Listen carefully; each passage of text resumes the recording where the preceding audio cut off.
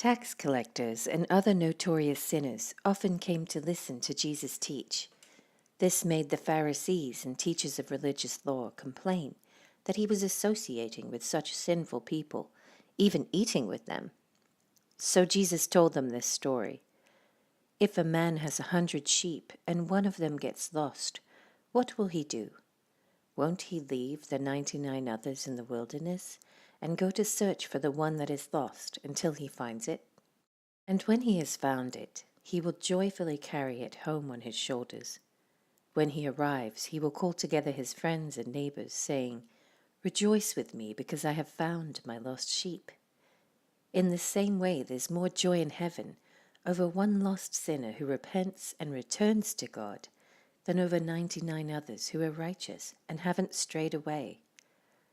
Or suppose a woman has 10 silver coins and loses one.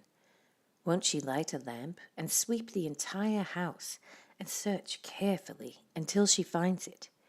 And when she finds it, she will call in her friends and neighbors and say, "Rejoice with me, because I have found my lost coin."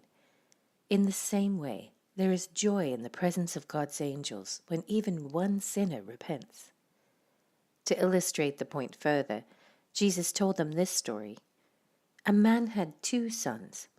The younger son told his father, "I want my share of your estate now before you die." So his father agreed to divide his wealth between his sons. A few days later, this younger son packed all his belongings and moved to a distant land, and there he wasted all his money in wild living.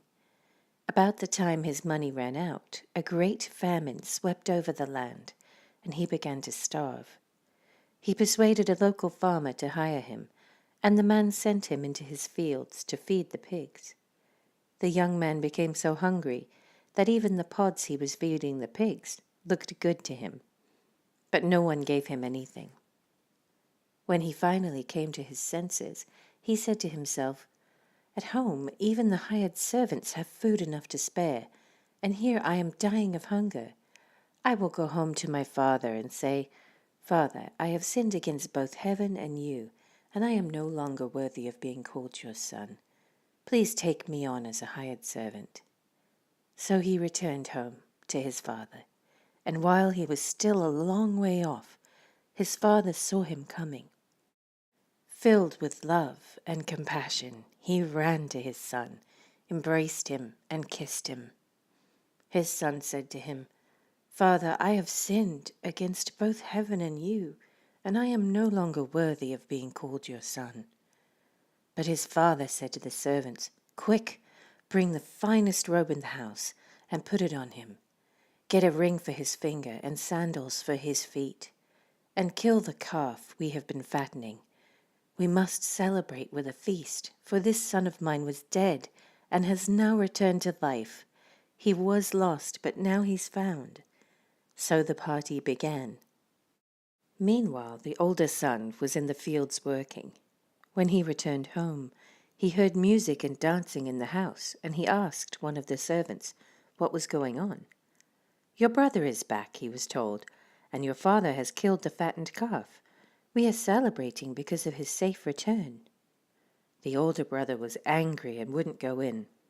His father came out and begged him, but he replied, "All these years I've slaved for you, and never once refused to do a single thing you told me to.